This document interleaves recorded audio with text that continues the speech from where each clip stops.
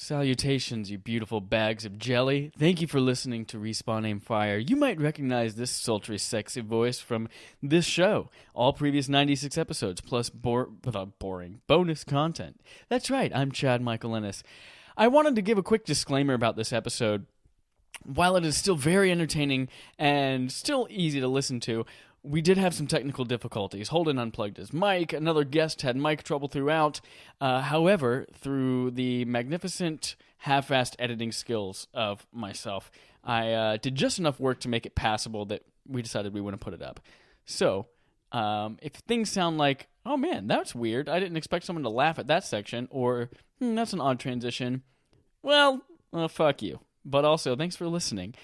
And in slightly other different news, and completely different news, not slightly other, but completely different news, for the first time, I didn't realize I had accidentally been doing our intro song as mono. Enjoy my remix of the Song of Time from Ocarina of Time in stereo. You're welcome, ladies and gentlemen. Enjoy.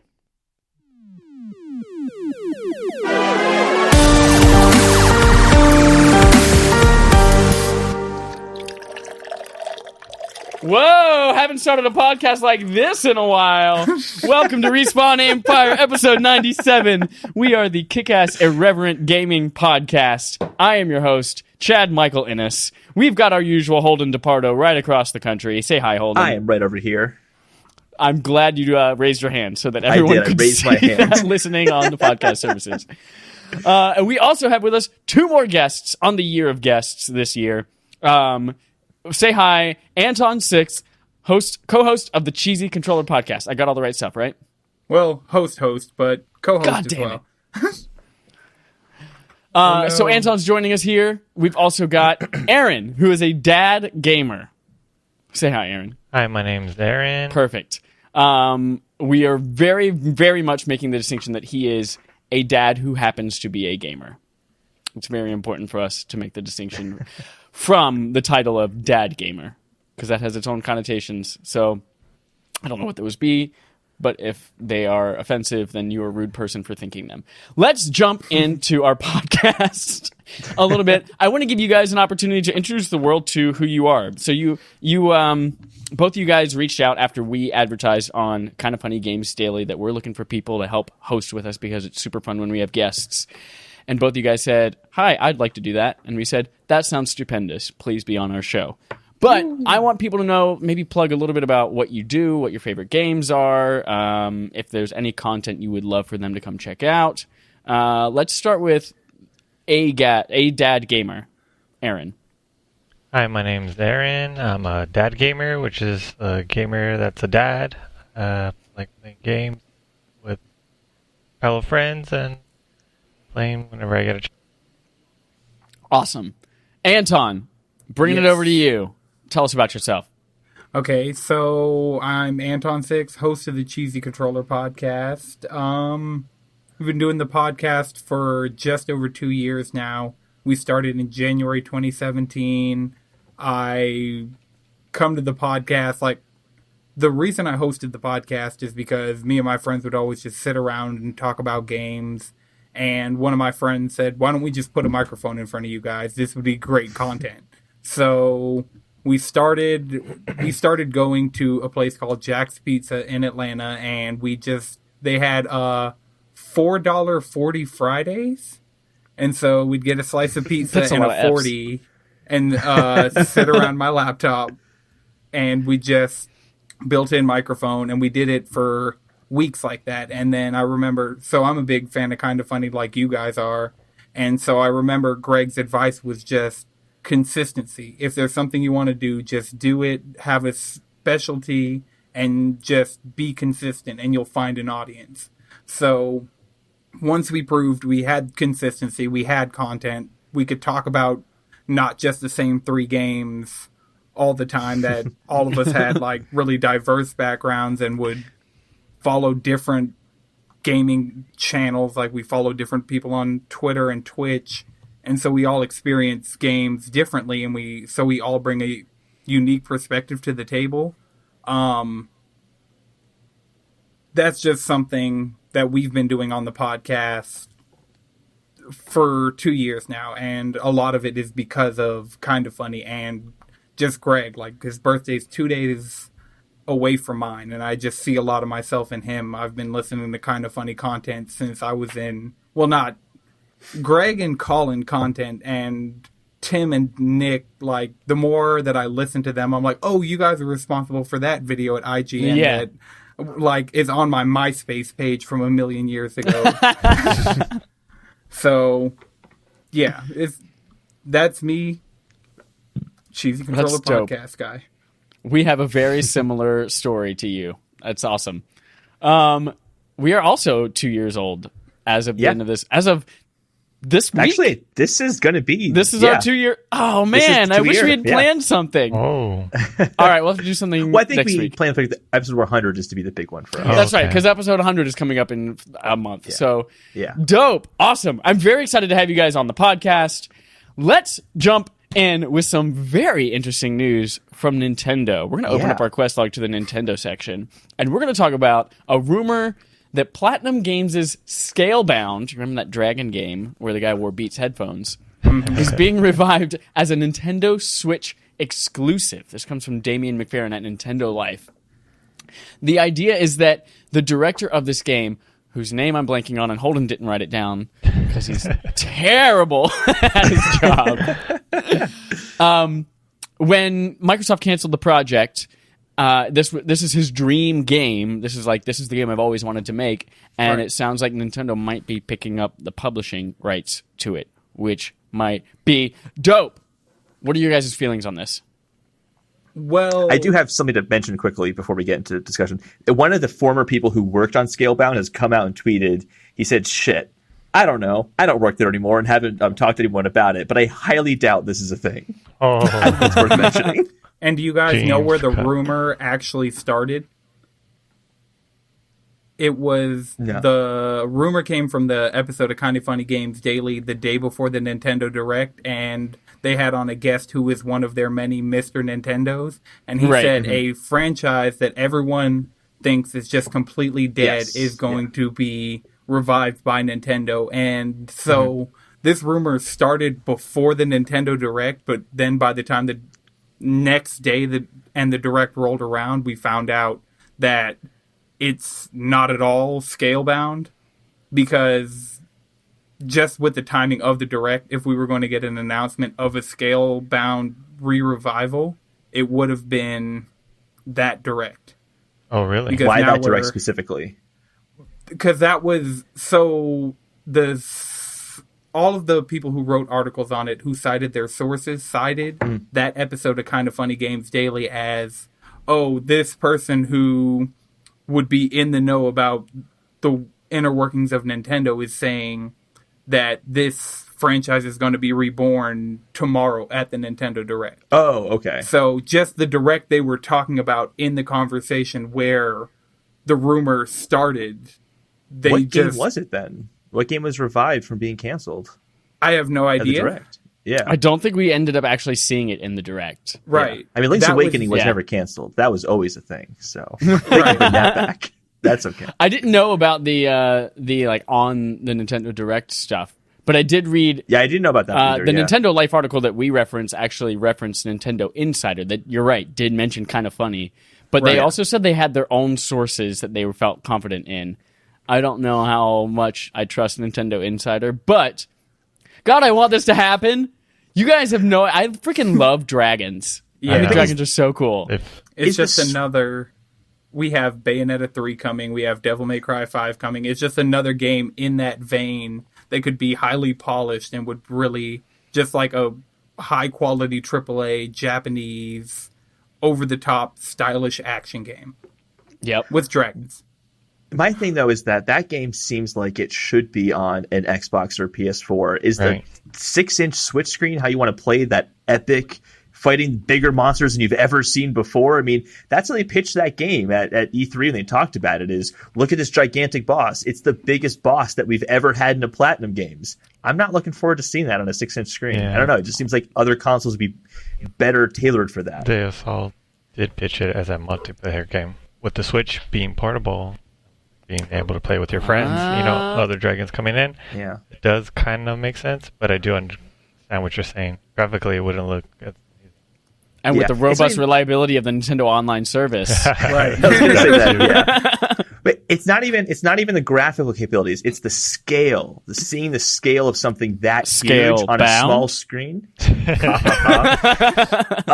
I think that's worth mentioning. Are you saying that our experience would be bound by the scale of the game? When I was playing Xenoblade Chronicles 2, which, to be fair, I didn't play the whole game, but a lot of the areas were very, very large, and I liked playing that on the big screen. But as soon as I went to the small screen, the resolution would drop a lot, and I couldn't see the fine details that made that environment being so vast stick out. And it didn't work for me when I went to handheld, specifically with Xenoblade Chronicles 2. Yeah.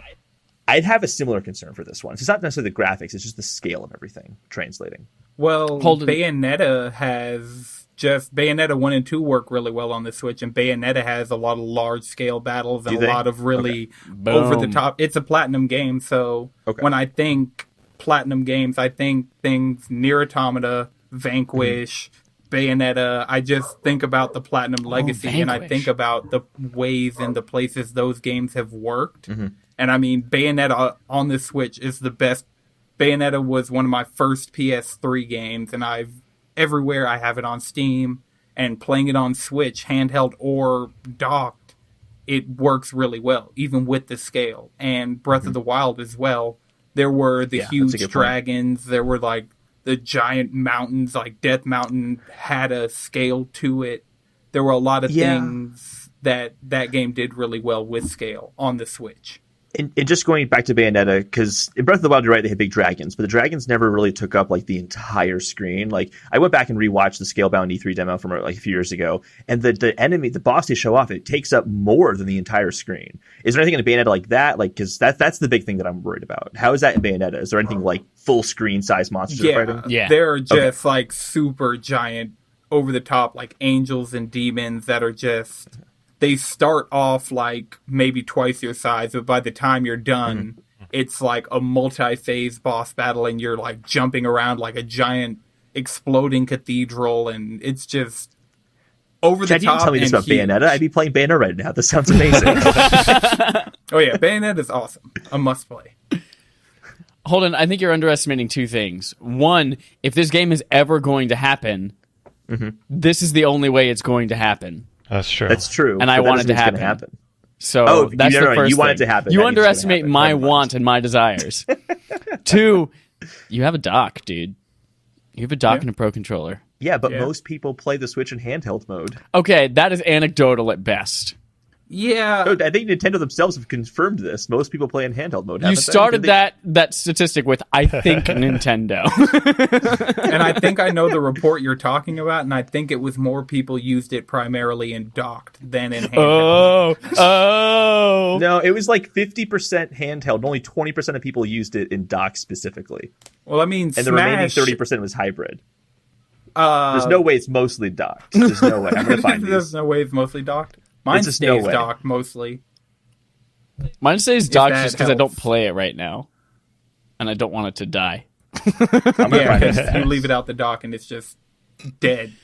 Yep. It's no PlayStation Vita. Let's say that. I think it depends on most games. Because when I played Zelda undocked, it died within maybe an hour or two. So when I started playing Pokemon Go on it, Let's Go, it lasted almost 3 or 4 hours long. Well, dang. Yeah. Yeah. There's, with the Switch battery life, there is if you're playing something heavy duty, like I tried to play Doom in it handheld just to see what that game would be like, and that didn't last at all. But then something like, I was playing Downwell in Tate mode because I got the flip grip, so I'll play Downwell and Ikaruga and any games that support the sideways orientation of the Switch, and it lasted several hours. Wow. That's dope. Holden, you look like you haven't found that statistic you were lying about. Ars Technica here. Nintendo, this is from June 28th, 2018. Nintendo docked and undocked play time for Switch is about even. Oh, shit! So we're both wrong.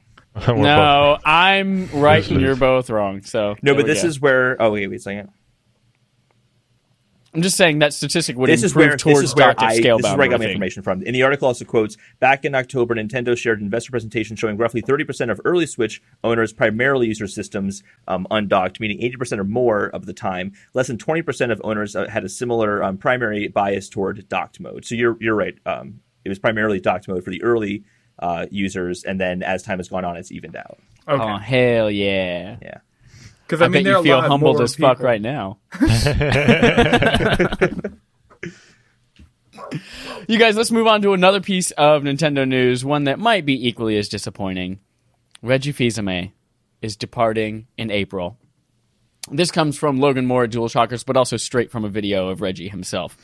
April 15th, tax day, will be his last day. I don't know if that has any coincidence or like purposeful thing, but probably does. Doug Bowser will be coming back, or not coming back. He's part of Nintendo right now. Doug Bowser will be taking over.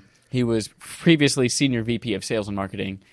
And what I really want to point people in the direction of is there's an IGN article of Reggie Fils-Aime's 10 best moments that I think is really fun to go look at. So go take a look at that article. He's the guy who came out on stage at E3 and introduced himself to the world by saying, I forget the quote exactly. He's like, I'm kicking ass, taking names, and we're about making games. It's freaking great. Yeah, a lot of the things Reggie did, like there are a lot of very memorable moments. Like recently when he was on the Game Awards stage and he came out with Phil Spencer and Sean Layden from Sony and Microsoft, and they had that moment opening the Game Awards with just three of the presidents of gaming, three of the biggest faces just on sharing one stage. And it was just, for me, I talked about this on my podcast. I took my phone and I took a picture of the screen because it was just such a moment that beautiful. I was like, there are going to be screenshots of this all over Twitter later, but I just have to have like, it has the table I was sitting at, and just this was a moment in gaming. Yeah, that's dope. I feel like Reggie Fils-Aime is like the badass, but also professional. Like he's the really badass professional of everyone in the gaming industry. Like if you think about Sean Layden or Phil Spencer or anyone who represents these companies, Reggie's just like got this edge to him, this cool streak. He's almost like the real life professional version of Kevin Butler. You guys remember him? Kevin Butler was fun, but he didn't represent the company in a way that Reggie Fils-Aime does. Right. Reggie's an actual person. Kevin Butler was just an actor who gave one of the greatest speeches of all time. I'm just glad to see that he's leaving on his own terms. It's something like there was a reshuffle because, there was some sort of issue with like the next console not selling well or something like that. And he had to get Reggie out of that. I'm glad he's leaving on his own terms because he's such an awesome. Nothing in his career has been tainted. That's great. Yeah, that's true. Yeah, it's kind of rare that you see that actually. Exactly. Yeah. Right. With Kojima leaving Konami and with Amy Hennig leaving Naughty Dog and there are a lot of departures in the industry. Don Matrick with Microsoft. There are a lot of departures in the industry that we can't look fondly upon. Like everything with Reggie, he just wanted to spend more time with his family. He did a lot for the industry. It's not like there are any accusations. There are a lot of problems that could be going on with someone God leaving he's not a leaving company. Because of some like disgusting sexual harassment thing that he did. I don't think I can handle anything like that happened in Nintendo. It would just ruin me. It'd be horrible. I couldn't take it. I couldn't take it. If another hero. You guys, that's pretty dope. Anyone have anything else Nintendo related to bring up? No. No. Great. Let's talk about playtime. What the hell did you play this week? I'll go first because mine is really short. It's BioShock 2. You guys know that. It's our barf game this month. But remember, if you're playing along with us, it is not only just BioShock 2, you're also to play Minerva's Den, which was the real motivation in making this a barf game, because apparently it's the best DLC ever made. So make sure you're playing both.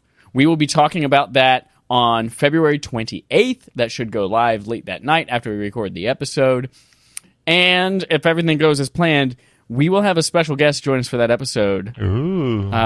Someone whom all of you know, whether you've actually probably never listened to him or heard him or seen him, but you know of him. So that's all I played this week. Didn't even play Beat Saber. What a That's terrible amazing week to it me. was for me. Man. Were you just dead all week? Like, what happened? 'Cause It was a busy week. Calm down. Holden, what did you play? I'll start off from with a small tentacle game, porn. and then I'll go to Metro Exodus. But I played I Am Bread for the first time this week. I was at a friend's house, and he showed me a video of a YouTube channel he likes. They were playing I Am Bread, and I'm like, I've never played I Am Bread. He's like, you should come over and play I Am Bread. I played it for 10 minutes because it's so fucking frustrating to play that game. It's hysterical, though. If people don't know the game, you are a piece of bread who's trying to toast itself, and you can't touch the ground because you have to be as edible and clean as possible when you're toasted. And you have to control each corner of the bread using the bumper buttons and the trigger buttons on your controller. So you have to hit LB and R2 to swivel in a certain direction, and it's crazy. It's fun. Thank God I think it's only a few dollars to buy. If this was a $15 game, I wouldn't recommend it because it's so frustrating. But I do think it's the kind of game that if you stick with it and enjoy those kind of almost like the controls are maniacal and out to get you, basically. If you enjoy that kind of thing, you'll like this game. It's like Octodad. It's the same guys who make Octodad made this. Okay. Yeah. That sounds terrible for me. I mean, I'm sure it's hilarious and funny to watch, but I couldn't play It is really funny to watch. I got stuck in the refrigerator and I couldn't get past the refrigerator because the door kept opening, and I'm just a piece of bread stuck to the side of the fridge trying to flop over it, but the door keeps opening and I keep getting away from the counter, and it was a mess. It was a mess. I can imagine. But then I played Metro Exodus. Should I buy this game? Yeah, absolutely. Yes. What? Yeah. So here's the story. So Chad and I played Metro 2033 for Barf last year, I believe. I pitched it because I really wanted Chad to play it. I like the Metro series. I know it's not the most polished series ever. I forgot that was your second time playing that game? It was my second time You playing put me that through game. that for nothing. And he hated it so much. But he's fallen for the marketing of the game completely. Yeah. So I told him I would text him and tell him what I thought. I did the first mission of the game, and I'm like, oh, this is identical to Metro, with some nice additions to crafting and things like that. But Chad's not going to like it. It's just the same linear style. And then literally the next area is this open world sandbox kind of like a single scenario in this open area you have to deal with. Right. And it is so good at jumping from that linear style narrow pathway shooter to an open environment. Quick background, people who don't know what the game's about, because I just jumped into it. I'm very excited about this. It takes place in Moscow, post-apocalyptic, in the year 2035. And at this point, Artyom and the people living in the metros underground realize that they can leave. I'm not going to get into why they realize they leave, what the reasons are for that, because the story is honestly incredible so far. When they leave, things open up in a way the series has never done before. The series has always been linear, going through subway tunnels, essentially. Right. But the open areas change the dynamic completely without losing what it feels like to be isolated, to feel claustrophobic, to feel like you never have enough to make it by. Like, it just handles all the resource management and the survival so well. I don't want to get into the story at all, but I'm telling you, Chad, there's a story point early on that was so surprising. I cannot think of a bigger twist in a game that I've played before. But have you played Super Mario Land 2 and the 6 Golden Coins, where Wario is the final boss? Good point. That does sound like an amazing twist. Yep. I can't say what the twist is because it's really important that you see it yourself. What I will say is, in the story trailer for the game, I saw the scene and thought, oh man, in the trailer they showed too much. But then I got to that point in the game and realized they just cut so much out of it, and the whole dynamic of that scene changed from what I thought it was in the story trailer. I can't say anymore, but I'm literally wanting people to play this game so badly so I can just be like, oh my god, weren't you just shitting your pants too when that happened? It's really amazing so far. That said, this is a AA game with AAA ambitions. Deep Silver, I think, is the studio, or A4 Games is the studio. They do an amazing job, but you can tell that they didn't have the budget to do everything as well as they wanted to. So animations could be a little awkward sometimes, just like in the last two Metro games. Children still sound like adults. Luckily, there's only one child so far I've really had to talk to, so it's not so bad. But there's still the wonkiness like that. Like there was some artifacting and cutscenes. Like there's still things that like keep it from being truly a great game. Yeah. It has these moments of awkwardness now, whereas I feel like in the past games you had moments of greatness with overall awkwardness. And I feel like it's kind of the opposite, where it's a great game with some moments of awkwardness. So I feel like they flipped it. And I'm very happy that this series is going in a very, very positive direction. I'm unbelievably pumped. It's not perfect. There's some flaws, but I don't honestly think that any of the flaws thus far have detracted from the experience. I don't think they should for anybody either. It's really an exceptional game. How are one of the biggest points of this game that I hated was that... I'm halfway through, by the way, just so people know. I'm halfway through the game. I haven't beaten it yet. Oh, wow. Oh, gotcha. One of the biggest points that I hated about the first one was that it wasn't scary to me or overwhelming because the main type of mutant enemy, like his animation was just, it looked like a mutant pig just bouncing on a pogo stick, no matter what he was doing. Like that animation was terrible. The monsters are great. Okay. I wouldn't say the monsters are the scariest part. This is definitely a game where the people are the scariest part so far. Okay. Okay. But monster animations are good? Yeah, monster animations have been great so far. All right. Okay. There are definitely, again, like there's some wonky. Actually, I can think of one monster animation that's not the greatest. And it makes it kind of annoying to get headshots on that monster. But no, it hasn't been too bad. It also just might be those things too where I'm so overwhelmed by how great the world is that I just have looked past that. Because usually when there's monsters around, it's so chaotic and hectic that I'm not like looking super carefully at every little motion that monsters are making. I'm more worried about all the fucking monsters that are all over the place and the fact that I only have 10 more bullets and I don't know what I'm going to do.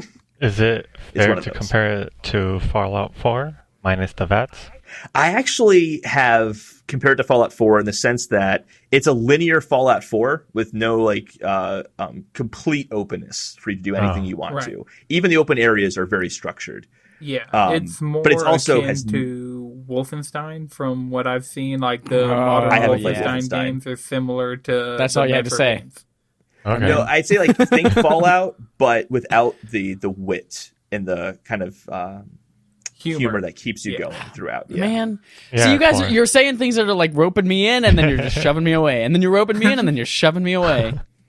It's like I'll tell you right now, Chad. If I told you the twist of this, you'd be like, "Holy shit! I do have to play this game."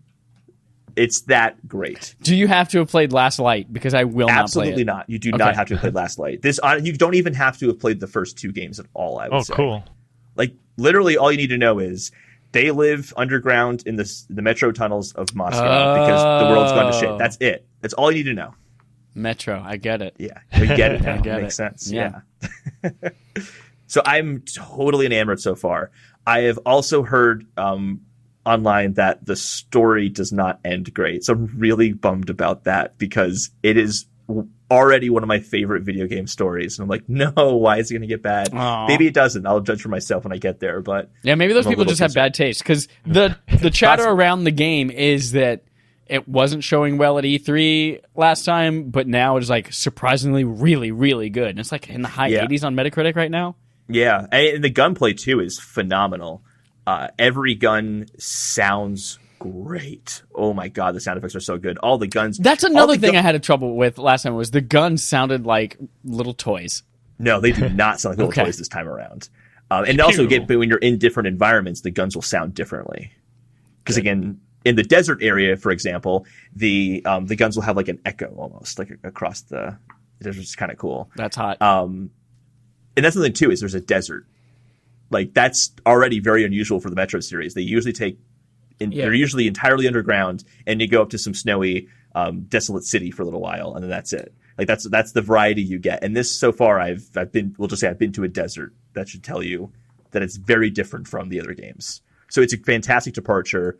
I highly recommend it. If you did not like Metro games before, don't use that as a reason to not play this one, unless you just didn't like the survival mechanics, because it is definitely heavily survival based still. Cool. I can't wait to play it when it goes on sale. Aaron, what have you been playing this week? So I've been playing Anthem. Anthem! Yes. Woo! Tell us about your experience with Anthem. Got it on launch night / Which launch? Which of the 100 launches did you get it on? The official night. So Okay. Thursday night, 9 p.m. my time, when the game finally came out. I went home, installed it, and been playing. I am now level 19. The level cap is 30? Yeah, Okay. I'm level 19. I have 3 of the javelins so far. Been liking it. What's the best javelin? Well, I started with the Ranger. Now I've been liking the Colossus. You don't see too many people rocking the Colossus. Yeah, everyone's talking about how great the Storm is, but I haven't heard anyone talk about the Colossus at all. Yeah, Colossus is just literally, when you get strong enough, you can run through these enemies and get set up with good combos with the right teammates. You have right teammates. God, this is a game that I want to get. What? Tell me about the story a little bit. That's what I'm most curious about. I'm probably not the best person to be asking about the story because honestly, the gameplay is what's been hooking me. I've been skipping a lot of the cutscene. There's a twist with the story that I caught, but I was like, "Whoa, I didn't see that coming." But story-wise, I haven't been paying too much attention. I've gotten the vibe that if you're interested in gameplay, this is the game for you. If you're interested in a BioWare RPG, you should not get Anthem. That's kind of the vibe I've been getting. How do you feel about that? Yeah, I mean, I would say that the story is there. To me, that's not the focus. Mm-hmm. You focus, you want to get cool javelins, cool guns, and you want to blow stuff up. Yeah. I mean, that was my intention going into Destiny and Destiny 2, and I think that if I were to play Anthem, that's what it's going to be for that one too. And I'm right on the cusp of just breaking down and buying it. I would. I've been having a lot of fun just leveling up, blowing stuff up, and the map looks small right now, but according to their roadmap, it looks like there's a lot more room for it to open up. There's a lot more other stuff to get. That's awesome. If you were to say, like, does it look like it's a game that's going to get a lot better with endgame content and DLC? Like, should people hold off and wait, or do you think it's worth jumping into full price right now? For your money wise, I'd say it'd probably be best to hold off. Oh, really? Yes, because right now there's only one stronghold at the time, and you can only do that ever so many times. Grandmaster 2. After that, it's going to become really tedious. If you want more content available to you, I suggest you just hold on to drops. Is a stronghold similar to like a strike in Destiny, or more like a raid? Yes, more of like a strike. Okay. Haven't seen too many much of a raid yet. Okay. Are you playing with a squad of people too, or are you just playing with randos? Well, I met a guy on the Discord. We've been leveling up together, but pretty much I've been also playing by myself. The matchmaking seems pretty quick. You're waiting just 20 seconds to be matched. The only long part is the loading screen. Still long. There's even after the day one patch, you're still having issues with loading screens? Yes. And there was another day, but not day one patch, second day patch, which is another 10 gigs. I thought fixed a lot of stuff, but no, it's still a little bit. You gotta wait. Oh, that's disappointing. I'm sure like Bloodborne, it'll eventually get there. Right, all the changes they put into Bloodborne over the lifespan of that games as service poster child. You know what I meant, the load times. From Software led the charge on games as a service. Awesome. Aaron, do you have anything else you played this week? Nope. Just pretty much Anthem is all. Dope. Anton, what's on your playtime list? I have been playing a lot of Apex Legends and Fortnite. I'm trying to get my Season 8 Battle both. Pass. Yeah. Okay. I can cleanse from one game playing another because despite them both being Battle Royale, there's a lot of... I play with different people on both games, and then there's a lot of different mechanics, and there are a lot of different... So, like, I'll switch to Apex and be trying to build, or I'll switch to Fortnite and I'll be trying to revive, and so there's kind of like a back and forth between them, but it's... For me right now, Overwatch is waning. I'm having a lot of fun watching the Overwatch League. I'm cheering for Atlanta same. Reign, but outside of that, there's a lot of fatigue in my entire Overwatch group. Everyone's fallen off. So a lot of my Overwatch friends are playing Apex, and a lot of the people who I played Fortnite with before, because I had my account on PlayStation, and then I made an account for my Switch, which I played between my Switch and my Xbox, and when cross-platform was still not an issue with PlayStation, my PlayStation account was locked to my PlayStation, and then I had my Xbox account, which was linked to my Switch, but I'd primarily play on Xbox with people over on that end. And then they said account merging is coming, and at that point I had moved into my game room studio, and I don't have my Xbox in here. I just have my PS4 and my Switch. And so I was like, okay, I'll play Overwatch, I'll play Apex. When account merging comes, then I'll be able to play Fortnite on my Pro, because playing anything cross-platform, I have the Xbox One S, and so just games across the board look best on my Pro versus the S. So now especially I've upgraded recently to a 4K monitor and a 4K TV. Just the resolution, the S just can't keep up. It's like things are running at like slower frame rates, lower resolutions, and it's just so. Fortnite, I merged my accounts. They announced it a couple weeks ago, and then I couldn't use my account on my PlayStation at all for about a week. And then, so within the last week, I got into my Fortnite account, and in 2 days did 50 days worth of challenges. Holy shit! Wow.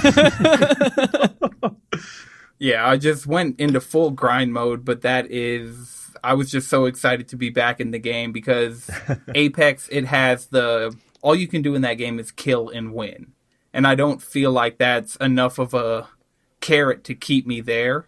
Like, I've won a couple games, like I've gotten a handful of kills on like a bunch of the different legends, and I'm looking forward to when they add their battle pass, because that's my favorite aspect of Fortnite. You're not landing to just kill and win. You're landing to dance in forbidden zones, and to do a shooting range, and to like ring doorbells in different locations, and shoot golden balloons, and there's just a laundry list of things to do. And so it's fun to continuously drop over and over and not really worry about where you're placing in the 100 people, just like going in and having essentially a quest log to just go in and knock out. It was the same thing why I enjoyed Spider-Man so much. Spider-Man was just a laundry list of things to go in and do, and it wasn't, I could go catch a pigeon, or I could go find a backpack, or I could go... Wait, you can catch a pigeon? Is that a thing? Hell yeah. Yeah, that's funny. A lot of pigeons. It's actually kind of a cool little side quest. I didn't even know that was a thing. That's awesome. So that's one of the things that I hope Apex gets that. I hope Apex has more of a... when their battle pass comes out, because Fortnite, you can grind and constantly win and constantly be trying to have as many kills as possible to level up your battle pass, but it's honestly more efficient to just go through and focus on your challenges and knock them out week by week. But since Season 7's in overtime right now, I have all 10 weeks worth of challenges, plus they have a additional set of challenges that if you finish 13 of them, and I finished 11 of those, you get your free Season 8 Battle Pass. Damn. Oh, I did hear that. Yeah, now people are like going crazy for trying to get a free battle pass. Yeah, get that free battle pass. Because they didn't give that much time to do it, and it really seems like in response to Apex, because there are a lot of people who even I played Fortnite with who've completely gone over to Apex. So it's more of the people that they're losing, it's an incentive to get back into the game and play in this concentrated window of time, where right now Fortnite has a lot more than Apex. So even if you're playing Apex with a lot of your time, you come over to Fortnite and they added new... So even if you finished all your Season 7 challenges, now they're adding challenges progressively to help you earn a free battle pass, which then now next season is free to play, but you get the premium content. So right. That's dope. They did announce Battle Pass coming for Apex in March, right? Yeah. Yes. March. Should be coming soon. Not too far away. Right, I'm hoping it's early March because just the window of March, it could be the last day of March, and That's I don't true. feel like Apex in its current state can survive that long. It might suffer from the same burnout a lot of people had with PUBG and Blackout, because since PUBG was an interesting thing, I listened to a lot of podcasts and a lot of people talking about like the moments they had in PUBG that just really interested me. Like, I'm usually more of like I'm doing raids in Destiny, or I'm playing with like a full team in Overwatch, trying to do comp, trying to work with a larger group. But Battle Royale, my favorite way to play Fortnite is solo, because it's just I can feel the progression of my skills in Battle Royales better than I can in something like Overwatch, where my rank has been stagnant for seasons. Like, no matter what I do, I'm pretty much high silver, low gold, no matter what. But I feel you. Apex and stuff like that, I can see the progression of like, okay, so that game I got 3 kills. That game we came in second place. That game we won without we killed like one person each, and then just hid where we thought the circle would end, and it ended there, and we just won because people got stuck in the storm. That sense of progression is so important, which is why I think Zelda Breath of the Wild is boring, but this podcast is not all about me. That's going to wrap it up for our playtime segment. We're going to move on to a part where we talk about our fetch quests, which are those quests that are just like worth mentioning, but not too much to say. So we're going to jump in. We've got 3 of them. 1, Untitled Goose Game gets delayed to late 2019. Quote, to make the best Goose Game possible. There's a lot of competition. Yeah. There are so many Goose Games out there. Absolutely. They got to delay it. I'm really looking forward to this one. It looks so funny. Yeah. It looks great.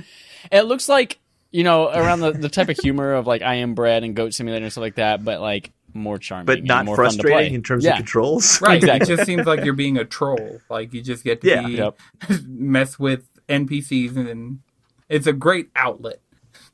Yeah. I think I wish I could remember Kotaku's article for this. Like, their headline was like "Asshole Goose delays game" or something like that.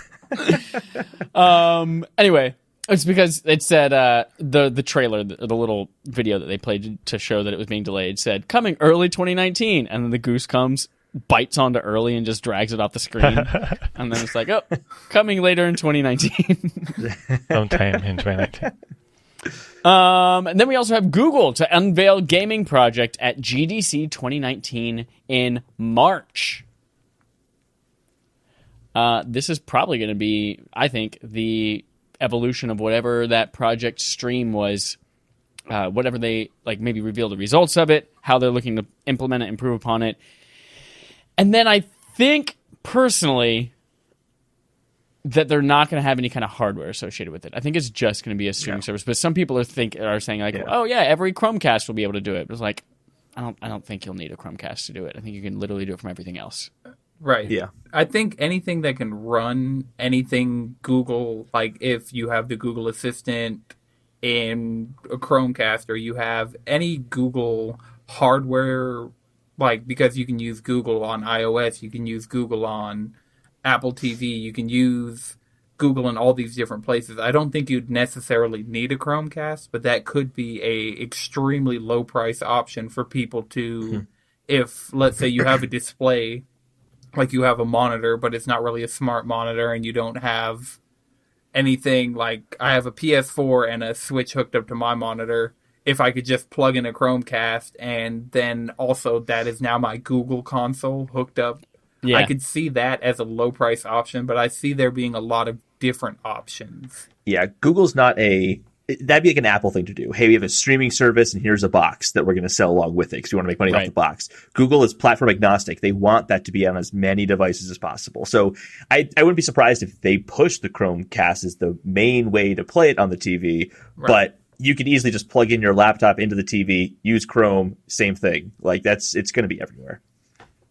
Dope. And then finally, Sony officially drops price for both Detroit Become Human and Spider-Man Detroit is now $20. Spider-Man is now $40. This is an official price drop, not just a discount, and everyone should play these games. Holden, play these games. I'm very tempted now by Detroit. I'm very at $20. Kind of seems like a no-brainer. Yeah, I've been wanting to get into it too. You enjoyed Heavy Rain, right, Holden? Yeah, I mean, I didn't love it, but I think I didn't love it because it's kind of dated at this point. God, I can't wait for you to play Detroit. But I love the idea so much so that I would like to play Detroit. I also just love science fiction about artificial intelligence in particular, so I should play that game. It's $20. I know. It's at this point, it's cheaper than getting a season of a TV show on iTunes, and it's basically a TV show in terms of it's like it's what it is. It's 27 Snicker bars from an vending machine. It's everything Netflix wanted Bandersnatch to be. Oh, yeah. But also Spider-Man. You did? What was that? Yeah, I really like Bandersnatch. Just from because one of the guys on our podcast is a game developer. Just from my perspective as a gamer, there were some things that were kind of, they didn't play out as well as you could tell they were trying to have them play out. But it definitely was overall something that I was recommending for weeks. I was like, if you like games, if you're a gamer, because everyone on our podcast knows the developer, just to see the game development touches they had and the kind of just small references that were in there that just kind of helped build that aspect of it. Once it went Black Mirror on us, that's when it started to lose the things. But earlier on in the story, that it started off really strong and with a really good foundation of game design and theory and working with publishers and having a vision and just a lot of the things that go into game development. Yeah. I agree with all that stuff. That the beginning of Bandersnatch was the best part of it. I disagree that it delved into Black Mirror too much. I don't think it was Black Mirror at all. It was just weird. What was Black Mirror about it besides the name of the episode? Like the dystopian aspect of it, because like a lot of Black Mirror episodes start off as like an ideological like advancement goes in the farthest dystopian direction it could go. Totally. But there's usually a tangible, like, this is a future where we have, like, these memory glands, or this is a future where, we have this dating app where it's simulating our love life. But what was the thing? There was no thing. It just depended on what ending you came to, and there's something weird that happened. Like, I never got a vibe that there was that thing that you could tangibly say, this is the thing that makes it Black Mirror. It was just... Well, it was when he started to realize that he had no control, and that it was when they were literal fourth wall breaking, like, who are you? And we're Netflix. And that was really when, and then... Yeah, but that was only one part of it. And it could have been Netflix. It could have been, like the CBD project, whatever it was, like the CBD project thing. Right. There wasn't, that's my point, that there wasn't a tangible thing. You're right. They had like some weird dystopian thing that's going on in the background, but it was never stated. Therefore, it didn't have that Black Mirror magic for me. Like, oh, I should be wary of this future for this reason, or wary of this concept for this reason. Right. And that's where I just kind of left not having anything like that. Okay. Yeah, I could definitely see that as like an issue. There are a lot of issues with Bandersnatch. It's just something that, because of a lot of the strong parts in the beginning, I still hold it. And no, you're definitely right about that. Absolutely. Yeah. If you guys are interested in watching anything else about like early game development, I think Halt and Catch Fire is also a really cool look at that too. So check that out. I haven't finished that, but I'm like season 2 right now. I like that show. I've been needing to get into that. Season 1 is all about like computers in general, but then season 2 is much more about gaming. But it's dope. I think it's also, is it somewhat based on true-ish events? Like it take like an actual incident in the industry and fictionalized it and kind of Hollywoodized it? Yeah, they definitely take some liberties, but yeah, it's dope. Moving on to Microsoft. This is what is going on. We've got some rumors abound about Microsoft. The first one, new rumors circulate online over next Xbox consoles. This is kind of just a little bit of a tweak on what we've already heard before. The source comes from the French site Jeux Vidéo.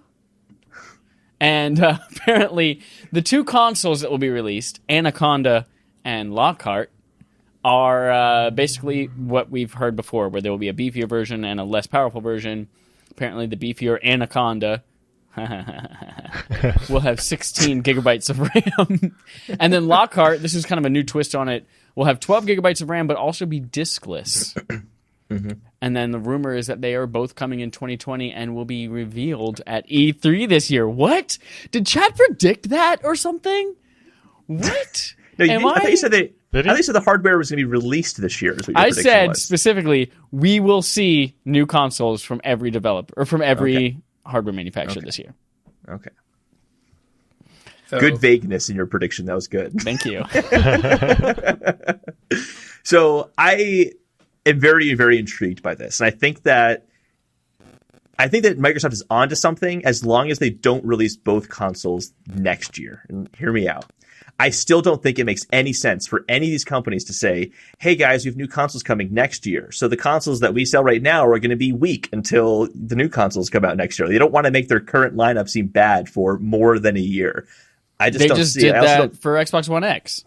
I'm going to get to that. I'm going to tie all that in. That's all going to come full circle, Chad. So, I also don't see them saying that they're going to release new consoles and then not have anything for the holidays. Like, that's the big thing, too, is like the holidays is the biggest selling point of the year. They're not going to drop the ball and have nothing for the holidays when they announce new products are coming. I just think that would hurt things. However, I think it would be really, really smart. This diskless Lockhart, there's that. There's also been rumors of a streaming-only Xbox. And this is what I think they're going to do. They're going to do something very, very similar to Xbox One S and One X launch. When they showed off the One S, they said we have two consoles, the One S. One S is coming out this year. Codename Scorpio is going to be coming out next year. They didn't really talk too much about it, but it's going to be beefier, more powerful. So many They'll flops. go more in depth with this year than they did with Xbox One X at the time. What's going to happen, I think, or at least what I think would be really smart of them to do, is show off the Lockhart and say this is a streaming device. It's going to stream everything the Xbox One can handle. Also, here's the next-gen stuff. That's all coming next year. We're going to have a really beefy console that can handle that all locally next year. But this year, we're going to release a streaming device that you can get that will play all those next-gen games next year when they come out. So we're basically going to have months of lead-up to the next-gen console by selling consoles that can support the next-gen games. I think that'd be really smart of them to do it that way. Otherwise, I just don't see them saying, here's next-gen consoles, they're coming out next year. Please buy the current generation. I just don't see that, unless it's a promise that this streaming box can handle those next-gen games coming next year. Well, do you not think that with Xbox's cloud streaming that they're going to be rolling out and with the infrastructure that they're going to be putting into place, that the Xbox One S and X won't continue to be part of the lineup? Because that's something that I've always... No, that's a good point. But this would be if they're doing a new generation of consoles and streaming is really important for them, this is going to be the streaming device. This is going to be the streaming version of the Xbox. Also, Phil Spencer has said that it's going to rely on server side and local. Right. It's not going to be just one or the other. It's going to be a combination of the both. So they might need some hardware in there to get that streaming working at a level that they're happy with, possibly. I don't know. One X is capable of that? Yeah. Maybe it is. The other possibility is they could make the One X heavily discounted after this. That way they have a much cheaper Xbox to sell during the holidays. They can still sell that product. Right.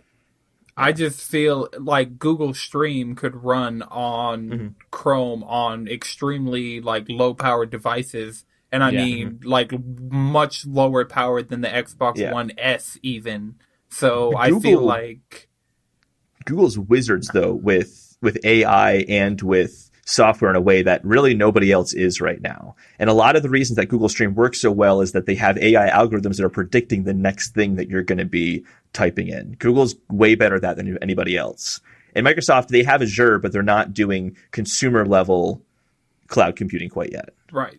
But I just feel like because they have the most cloud infrastructure they have more infrastructure server side than Google will ever have, because Microsoft's just been established for so long, and the amount of server power, that was one of the things they tried pitching with the launch of the original Xbox One, was that cloud computing would become a big part of it.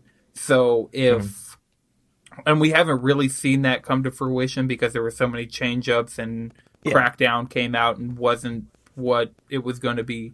but I just feel like while Google does have the AI and the predictability of what you're going to do, I feel like the raw power of end-to-end cloud computing, I feel like Microsoft is the clear winner in that, which is why they could release it, because with Xbox Play Anywhere and with all the Game Pass and allegedly it coming to Switch, it doesn't seem like Xbox in general needs much. They can handle as much power as you could throw at them. So you could play Forza Horizon 4 at 4K HDR, 144 hertz from a PC. I think you're making all really good points, but I mean, they're not going to keep the Xbox One S and the One X forever just because it can handle streaming. They're going to want to sell something new, which is why they're going to get rid of the disc, because it's going to be cheaper to make that console than it would to keep the Xbox One X and the One S around. I mean, I'm pretty sure the One X is a very, very expensive console to manufacture. It'd be much more cost effective for them to have a cheap streaming only device and replace the One X next year with that kind of beefier console. So I see your point. So what is it getting at? So they don't need that hardware. You're totally right. But that doesn't mean that they're not going to release new hardware ever again. Right. And I think that the timing would make sense for them to say, hey, new big initiative, new big fancy box to show off. And again, like I said earlier, they might need some hardware there to get some of the stuff working. We don't know. Do you think? But I think you're right. They don't technically need it. Do you think it doesn't mean they won't release anything new? This could be the last box, since they're going towards the streaming servers? Yeah. They have talked about that as well, yeah. Well, what a great opportunity to rope in this next story to the conversation. Well, I think Aaron wanted to say something. No, I was just wondering that we could go into the next story, which might lead to that. Yep. I messed up the names this time. Anton wanted to say something. Oh, well, it works with the next story as well. So boom! Okay. Hold it, I made an executive decision that you're wrong. Another rumor coming from Imran Khan at Game Informer is Microsoft bringing Game Pass and published titles to Switch. Some titles will be ported to Switch directly, like things that are less demanding, such as Ori and the Blind Forest, that was mentioned specifically, as well as the ability to stream things like, I don't know, potentially Gears 5 using Project xCloud to your Switch, coming possibly as soon as this year. How does this roll into that conversation? Does it change anyone's minds? It doesn't change my mind at all, because I think that xCloud is the big push this year. And then they want to get xCloud out. They want to have streaming available. And next year, then I think they're going to push the next-gen stuff. Like actually releasing next-gen content. Yeah. So I think this fits in. They would also want to have a cloud infrastructure in place, solidified, and kind of get those bugs ironed out before they start that next generation. They want that next generation to look as strong as possible.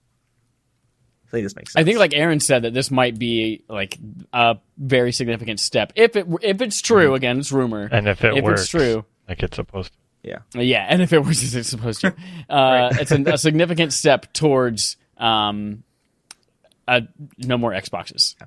It's just Xbox as a service now. You play it on whatever you got in front of you. Mm-hmm. My question would be this: hypothetical. Like Rocket League is available on Game Pass. That's also available on the Nintendo eShop to buy. Why would Nintendo allow that? Well, when it's available on Game Pass on Xbox, it's also available on Xbox to buy as well. Totally, but Microsoft's getting the $10 a month. Nintendo's not getting that $10 a month. Right. Well, I'm sure they've worked out. They will have worked out. Oh, I'm sure they will. I'm very curious what that arrangement is, because it doesn't sound like. For some things, it's great for Nintendo. You can play Gears 5 on your Switch. You don't need to buy that Xbox. You just buy the Switch. That's great for them. But some of those cross-platform games might be an issue. I'd be very curious how that gets handled. I've got one question for you that is meant to pigeonhole you into a corner and then make me yell at you. Ha, I got you. Are you in favor of this in general? Yeah, absolutely. Ha! I got you! The man who is vehemently against Resident Evil 7 streaming on Switch and vehemently against Assassin's Creed Odyssey streaming on Switch is totally okay with streaming Rocket League or Gears 5 on Switch, even though they're exactly the same use case and exactly the same technology. Thing at all. This is not the same thing at all. It is exactly the same, because son that's of a bitch. saying you're going to get a single game for this cloud streaming option. This is saying you're basically accessing Netflix. There are people your argument was no. There are it people breaks who the handheld nature of the Netflix Switch because they just want to access something quickly. It's not equivalent. Nope. It's not equivalent. It's not the same thing. I got you. You didn't. It Well, is. that's like saying the difference between why would anyone let Netflix onto their platform when especially Xbox and PlayStation are selling movies. Like right now, there are movies that's that a good point. I That's a could very good point. stream, Yeah. and they're not exactly so. Whatever the same financials of if I watch a season of My Hero Academia on Hulu Yeah. on my PlayStation, like PlayStation doesn't get a cut of that, but I also could go and buy that season, and it's not for a small amount of money. Like there are games that are cheaper than seasons of television shows My on question is, those platforms. has anybody ever bought a movie from Sony to watch on their PlayStation or for Microsoft to buy on their Xbox? I've never had before. I'm just Yeah, assuming. I Okay. have. I've done bought both. I used to seasons buy of my Xbox. shows. I bought movies, like a lot of these flash sales that they have on PlayStation that are great ways to get games. They also have, sometimes they'll just be random movies on sale for Interesting. cheap prices. Like the same way the flash sales work for games, they work for movies and TV shows. I've seen that. So sometimes it's just like, oh, all of Fooly Cooley is like $2 right now. I'll go grab that. So I've done it. I actually have a surprising, like Kingsglaive, the Final Fantasy 15 movie. I have that on PlayStation. On Xbox, I have some episodes of like Dragon Ball Z and from like the 360 days of Full Metal Alchemist. And so I know that is a thing that people use because, like with iTunes, if you don't have an Apple TV on whatever you're watching on, I have a console hooked up to every TV. And so wherever I go, if what I want to watch isn't on Netflix, isn't on Hulu, isn't on Amazon, I'll just buy it from whatever platform I'm already on. Yeah. Because the price is usually comparable to something like iTunes. I think actually it's a very good point. I hadn't considered that. I think another thing to consider on that same trail is how much money does Microsoft and Sony make off of their game sales versus their movie sales? How much impact would Netflix have versus Game Pass being on there? I mean, Microsoft doesn't seem to be Microsoft does not think to seem to be it's a problem because they obviously put Game Pass on their console as well, so they don't seem to be a problem. Right. Well, if you think about it, it's similar to like Nintendo has been Netflix versus hesitant iTunes about Store having Netflix on though, Apple things TV. like that. Not that they sell movies, but they don't necessarily do everything on there. It's the same. It's the same kind of idea with Netflix versus iTunes Store on Apple TV. Yeah. Yeah. They both are in the same business, and that is a significant chunk. No, of their it's a very good services. point to bring up. Yeah. Yeah. Cool discussion. I think we all agree that Holden got. Next up, Sony. Sony has one announcement that we're going to be talking about this week, and that is that Dreams, the newest game from Media Molecule, is releasing in early access this spring. Coming from Christopher Schumer on Game Rant, they are releasing a $30 creator early access this spring, which is basically an extension, maybe even more, a little bit robust creator tools that were in the beta the last 2 months-ish, if you were a part of that. A couple of things that came from their Discord, the Dreams Media Molecule Discord, is that if you buy this creator beta or early access, when the game launches, no matter the cost of the actual full game, which they haven't announced, you will get that full game. So if you buy this at $30, you could possibly end up with a discounted full copy of Dreams later down the road. Not every tool from the full game will be available, obviously, because it's an early access type thing, so they will be launching more things. But according to Media Molecule, early access is for those who enjoyed the beta or want creative tools. I think this is a really dope way to get people working on making stuff so that when the game launches, there is an entire library of really great, polished stuff, which I think is, if Dreams launches and it doesn't have anything significant to show and it takes months to get there, it's going to drown, especially at the end of a console generation. Especially they kind of pitch the game as you travel from one dream to the next dream. They need to have a lot of content to support that transition from dream to dream, considering people could just play this for hours on end on day one. If no user-generated content's there, it's going to suck. That's a good point. Yep. Right. I actually registered to get into the early access, so that's something I was a big fan of Little Big Planet 1 and 2, and even Little Big Planet PSP and Little Big Planet Vita. So Heck yeah.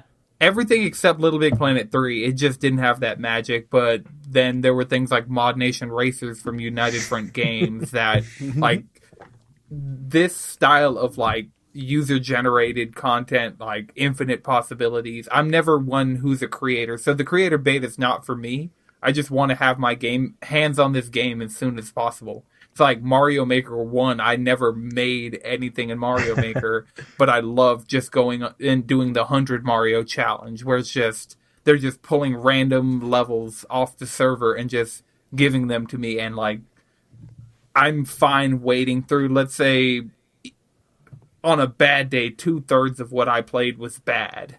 But that 1/3 of just knowing Media Molecule and following them as long as I have, I know that they have a community that's hungry to just start to get their hands on these tools and to start making games in Dreams. And I'm really looking forward to like what some of these people, seeing the things they made in Little Big Planet 1 and 2 and Vita, seeing like the different things people found out, now having a more robust tool set, and now having it with a lot more options for collaboration and having a lot more options for people to specialize. That's just something I'm really looking forward to getting in.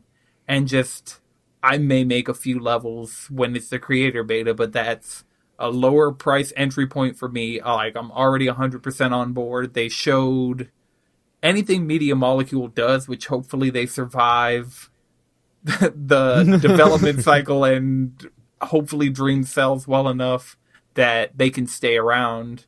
But everything that they've done so far, and I was a big fan of Tearaway. I got it on Vita and PS4. Heck yeah. Like, anything they do, I'm there for, because they've proven they have a Nintendo-like magic to them, which a lot of studios and just people in general don't have. Mm-hmm. I'm very curious if this is going to play out for them. Early access games still tend to get reviewed, and I'm not a big fan of that concept, because it's not going to get reviewed well because it's early access. And I think that could hurt a game like this when it comes out. I don't know if you can review, because technically these levels won't be playable. No, you can show off content. Right.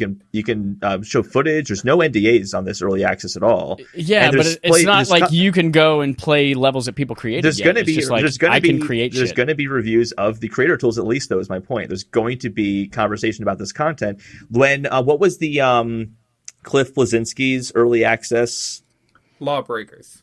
Not Lawbreakers. The one after that, because Lawbreakers didn't do well. Battle Royale one. The Battle Royale one, and that got reviewed in early access, and it got panned. So I'm like, well, it got panned because it's in early access, and they were trying to pick themselves up, and you just shut them down immediately. And I really don't want that to happen to this game, because I feel like this is something that could have a lot of heart to it. So I get wary when I see big games go into early access, because I just feel like they kind of get trashed in reviews early on. So yeah, they're not going to have gameplay to play, but they're going to review the creator tools. They're going to talk about them, and they're not going to be 100% baked because it's early access. There's also the fact that Fortnite is still in early access technically, yeah. And then Minecraft, Minecraft, and now Fortnite has a creative mode, and Minecraft had a creative mode. Mm-hmm. Both of those games were in early access for years and years, and people spoke favorably about them, and they found their communities. And they not only found like a small community, they found massive communities. There were people who were there are still articles coming out how many years later about people making amazing things in Minecraft, and Minecraft doesn't have the most robust tool set in the universe.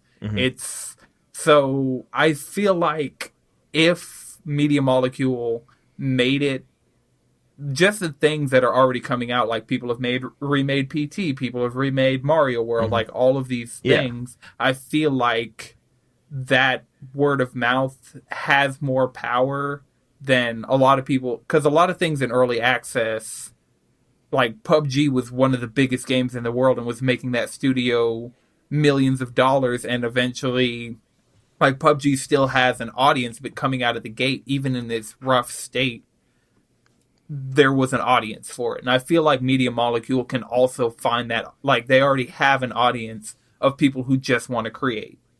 So it's not like they're an indie dev coming out of nowhere with like promises of being able to make games. They've proven their track record that their users that are generating the content can not only generate quality content with the basic tool set, but now giving just those people more robust tools. Like, I know there's going to be an amazing game you're basically that the content people make will overshadow any sort of bad press that gets put out about the content. Yeah, I got you. I mean, you're already seeing that with like PT being recreated and all that kind of stuff. So right. I feel like that if it gets early access buzz, I feel like that's what it's going to be getting. Okay. Yeah.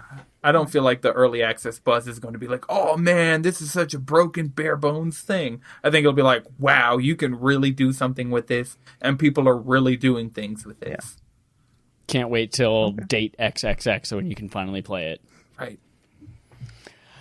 All right, we're going to jump into our next segment, which is sponsorships. Oh my God, but we're too small and we're a little baby podcast. We don't have sponsors. So we sponsor you, and we do that through our participation trophy. Our participation trophy is something you can enter to win, and we will provide $20 to one person randomly on the list of people who participated. Wow, big old brain fart right there. $20 to the gaming service of your choice.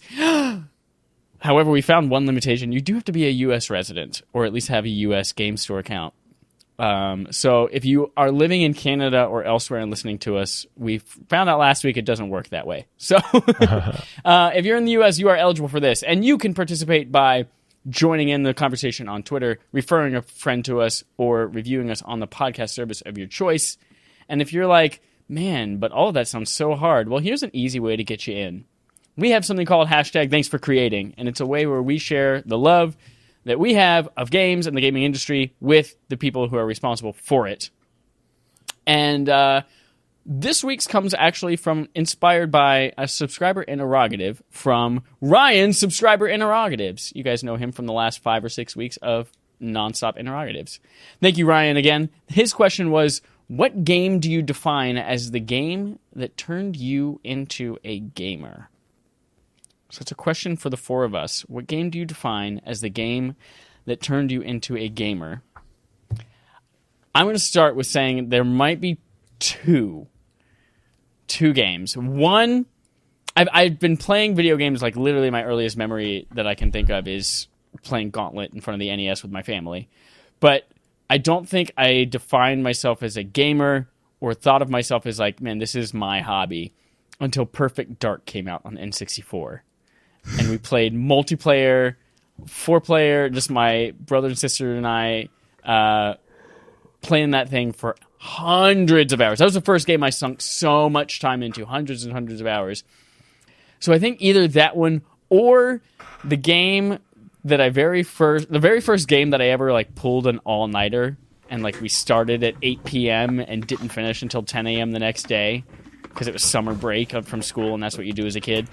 The very first game I ever did that with was Baldur's Gate Dark Alliance 2, which was a super dope game on Xbox and PS2. If you haven't played it, you should find a way to play it because it's so freaking cool, or at least it was a long time ago. I don't know if it's cool anymore. But if it held up. Yeah, super dope game. Actually kind of rare. So I think those are my two answers. What about you, gentlemen? I think Pokemon Red and Blue, because those are my first games, and just from that point, I got a Game Boy Color with Pokemon Red and Blue, and I've played every Pokemon game since, and that was one of the games that really got me into RPGs. It was one of the games that got me into. There were things that I was trying, because I'm sure I played other things before that. Like, I'm sure I was exposed to things like Pac-Man, Tetris. But Pokemon Red and Blue were the first games that were my games. It was my adventure. My save file had my name, and I was just going through, and that was... Gotta catch them all. Yeah, it was a huge turning point for me, like, at a young age to... Like, my Game Boy became the thing that was synonymous with me. Like, you'd see me literally for years, and I'd have a Game Boy all the way up through the Game Boy Micro and like the DS and then the 3DS, and I'm always playing a Pokemon game. Like, I'm really looking forward to Gen 8, which is supposedly going to get announced very soon. Right around the corner, hopefully. Can't wait. Pokemon Day, hopefully. We'll see. But Yeah, I feel like Pokemon Red and Blue are the games that turned me into a gamer. Awesome. Good answer. Do you want to go? No, go ahead. You go ahead. Okay, for me, I remember playing Pokemon, but I was in the 4th grade when that came out. I didn't consider myself a gamer until you could say Halo 2. I actually finally get to play online with friends. Oh, yeah. Other than that, I remember Halo 1. You would have to log the whole VCR Xbox, and that was incredibly hard to do that. Yeah. But yeah, I would say Halo 2, playing all night, grinding, big team battles, even regular team death matches. Those were fun online. Shout out to Halo 2, man. Yeah. All right, Holden, your answer. Yeah, so mine's kind of a strange answer because the games have nothing to do with each other, and they're also far apart in terms of when they came out. I think Wind Waker was Zelda games were a big game part in my childhood. It's probably the only games I really played in my childhood for the most part. But Wind Waker was, I think, the first Zelda game that really stuck with me, that I played all the way through. I actually never beat Ocarina of Time, which is a famous story in this podcast at this point, so why I didn't beat that game. But Wind Waker was important, but I don't consider that the game that made me the gamer I am today, because if I hadn't played the next game, I think I would have been one of those people who stopped playing games when they got older. And it was Mass Effect 2 that really made me realize what games could be. Having played Mass Effect 1, I enjoyed it. The better mechanics of Mass Effect 2, seeing how the characters were impacted by the decisions in the first game, that game has always stuck with me so much. And it was so much different than the kind of the Nintendo style games I've been playing before. Not that I hadn't been playing Xbox, but that game just is really something special in terms of my upbringing in gaming. Dope. How can you go your whole life without knowing how that story that you love so much ends? Yeah, I don't understand it. I really want to play it. I have no way of playing that game. Mass Effect 3. I have no way of playing it. You have a money way to play it. What was that? You have a money way to play it. Buy a console. I'll wait till the next box comes out, and then it'll be backwards compatible, and I'll play it on there. There you go. Or trilogy. Make a remaster trilogy, please. Yes, right, please. Yeah, we could definitely use a Mass Effect remaster trilogy. Oh, on 100%. PlayStation at least. 100% into that. So our hashtag thanks for creating this week is thank the developer of the game that turned you into a gamer. Thank you, Game So whatever Freak. that is to you, whatever your answer to Ryan's subscriber interrogatives is, thank that gamer on Twitter. Use the hashtag thanks for creating, and that will get you entered into our trophy, our participation trophy. We will announce the winner for that next week, and how it might be changing for the month of March. Woo! All right, guys, let's jump into our third from final segment, Main Quest, talking about the PS Vita production officially shutting down in the last place that it was ever being produced, Japan. We had a similar kind of in memoriam for the PlayStation Vita when we discontinued production in the US and Europe and everywhere else, but it was still going strong in Japan. But officially, PS Vita is ending production in the next few days. So we wanted to have a quick discussion about the Vita. We wanted to eulogize it. We wanted to talk about our memories and all of those delightful times we had with it. I know that Anton had a Vita because he literally showed it on camera a little bit ago. Yeah. Aaron, do you have a Vita? Or did you? Not a Vita. I had a PSP, but never a Vita. PSP. Oh, I miss my PSP. I miss my PSP Go. You're one of the only people. I never bought the Vita. Because I don't really play handheld. Only time I get games when I'm home. Gotcha. So that was actually one of our questions on the list. If you have one, great. If not, why didn't you buy one? So you were just mostly a home console gamer? Yes, that's what I play mostly. Gotcha. Do you own a Switch? Yes, I have a Switch. Are you one of those primarily docked people? No. I guess you could say Oh, no. I thought we were going to get Holden again. Although I did finally beat the Elite Four on Let's Go Pikachu docked. Heck yeah.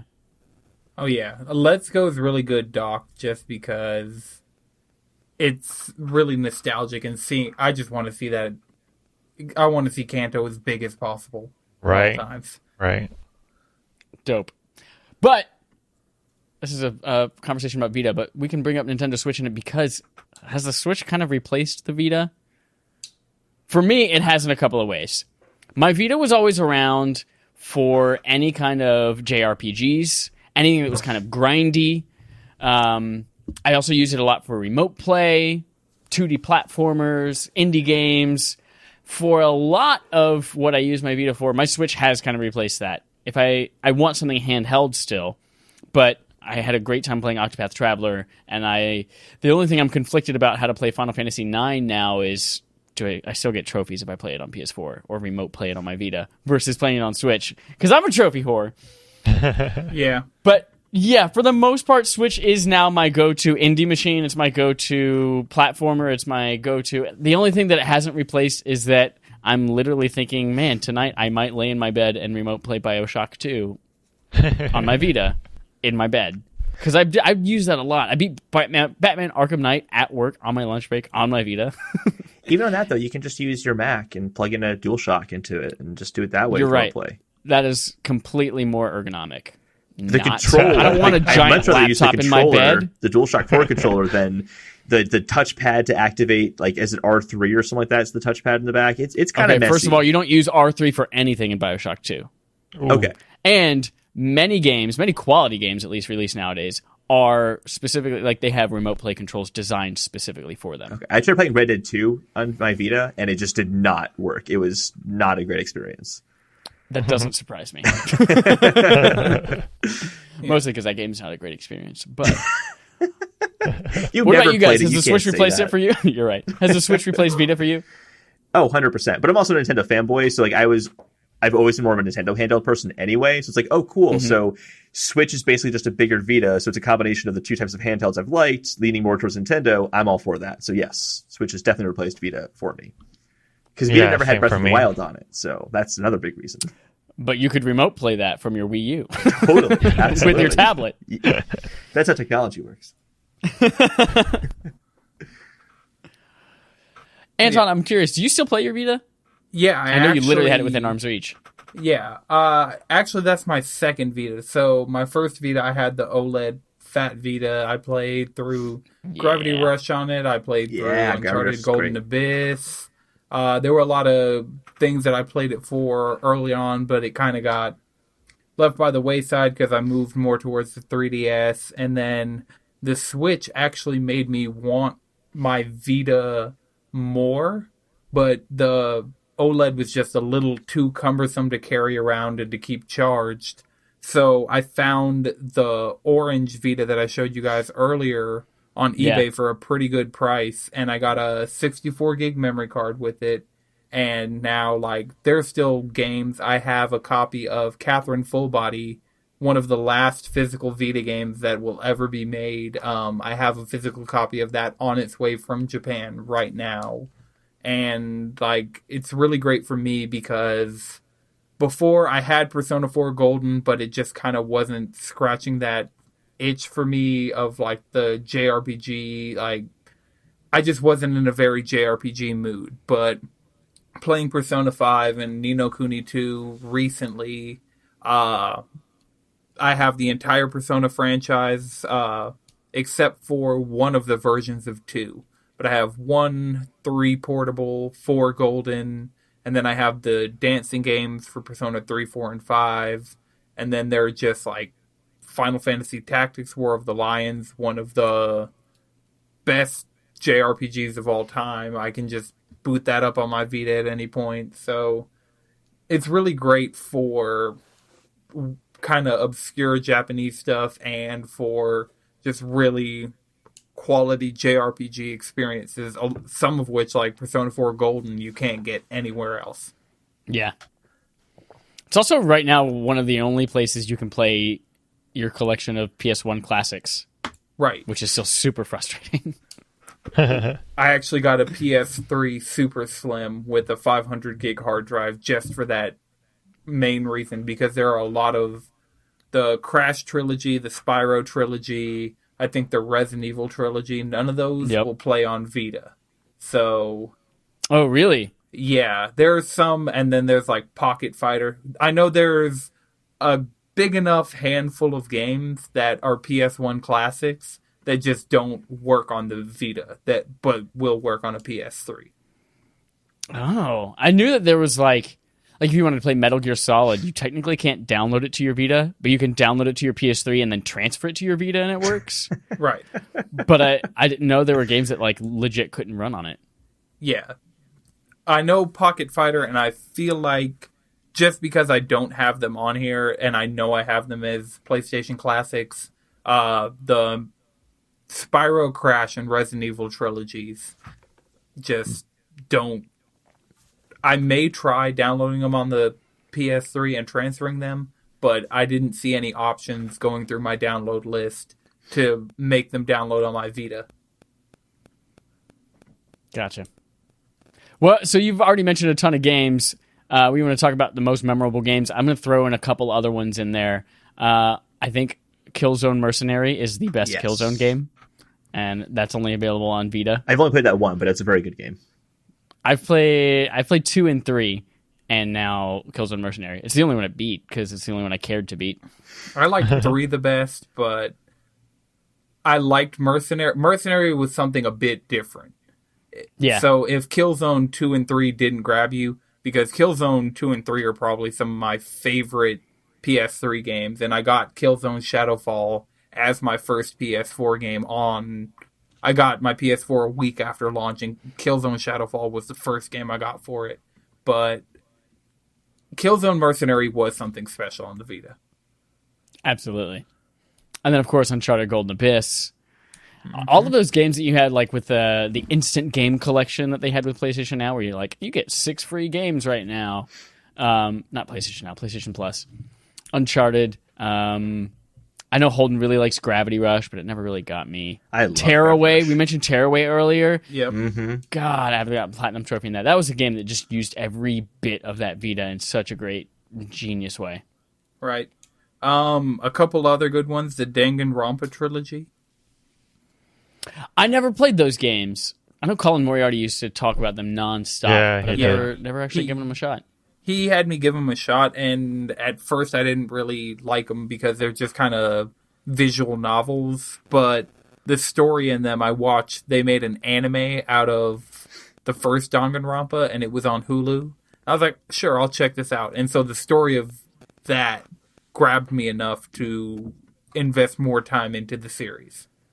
Yeah, the whole visual novel thing is such a turnoff for me in games. It's like why I stopped playing Persona 4 Golden is the beginning of it was just so text heavy. Yeah. Well, I mean, that's Persona. That was something I had to get over, but like once I got over that and started opening myself up to more experiences like that, there was a lot more stuff that opened up to me on the Vita, and yeah, just open your mind, Holden. Well, it was like 2 hours into the game, and I had done nothing but read dialogue, and I'm like, what kind of game is this? I was really confused. That was many, many years ago, though. I love Luminous. I actually was going to buy a Vita purely just to play Luminous Electronic Symphony on it again. Then Luminous came to Switch. I'm like, oh, I don't have to do that anymore. And then I didn't really care for the Luminous version on Switch that much because it didn't have the songs that I remember from Electronic Symphony. So I still bought a Vita just for Electronic Symphony. Great game. And for something, we played something, Castlevania Symphony of the Night. Yes. We also played that on Vita. But Luminous, man, Electronic Symphony, it used the back touchpad fantastically. It's essentially a kind of like it's a color matching game, and it's all set to the beat of music. You're going to tap to the back of the Vita to the beat of the music, and it just is a really hypnotic way to play it because you just get so wrapped into tapping to the beat and you get so absorbed in it. I could play that game for literally 3 hours and think it was 5 minutes, and that's not exaggeration. That's happened to me before. That game is engrossing. What was that? Have you played Tetris Effect yet? I have not played Tetris Effect yet, but I know it's the same guys who made Luminous. So I'm really compelled to. But at the same time, should I? Do I want to take heroin? No, it's too addictive. Play it in VR. Play it in So I VR. don't have PSVR Luminous yet. is another game. I actually have Luminous Electronic Symphony physically for my Vita. Like, I only have a handful of physical games, but Luminous is one of them. And I play a lot of Luminous remastered on PS4 and Switch. And Tetris Effect in VR, it's great. It's amazing. But I mean, if you like that style of gameplay, you can totally play it not in VR. And if you like Luminous, you'll automatically like Tetris Effect. It's so dangerous for me, though. It's too dangerous. It's hard not playing Luminous all the time. It actually is very hard. Yeah, and Tetris, you could not be playing Luminous all the time because you could fill the rest of your time with Tetris. Well, guys, for the interest of time, we're going to bury the PS Vita. Everyone take a moment of silence as we lower it into the grave. Goodbye. Next, we're going to move on to a segment we call We're So I just Fucking laughed during Humble. your funeral. I'm an asshole. I know, that was incredibly rude. We are so fucking humble. Holden and I are going to allow our guests to bring a topic to the table that they would like to discuss and not something that we predetermined and wrote in a note for them to follow. So, Aaron, let's start with you. Did you have any topic that you'd like to discuss today on our show? I know so much as a topic, but I guess it is just a question as when the Xbox One was first announced and how they baffled and messed up their launch with going with always online. Isn't technically everything always online now? I mean, every game now has like a day one patch. Some games don't even work unless you get that patch. Oh, man. I just wanted to know or get your guys' opinion on why that was such. Why did they deserve that much hate when really the whole industry is following what they try to do? I think, if I remember, there was also concerns about, like, would you be able to play used games? Not initially, you wouldn't be able to play, like, buy used games because they had, like, Authenticate or something like that. Yeah. I don't remember it too much, but, like, I think it was more things like that than as opposed to, I guess it was, no, because it had to check in every 24 hours. It wasn't had to be online every second. It had to check in every 24 hours for those kind of piracy concerns. And I think it was just people really pushing against DRM. Mm-hmm. I think is a big part of it. And I agree. I see your point though of if like Tony Hawk Pro Skater 5, for example, that game came out, and if you did not have an internet connection, you would have missed everything in the game because the day one patch was the game basically. That's an extreme example. And Spyro too. The Spyro Trilogy. Oh, is it really the same case Spyro Trilogy? I didn't realize that. Yeah, you get one in the game, but then the others are downloads. Oh, that's right.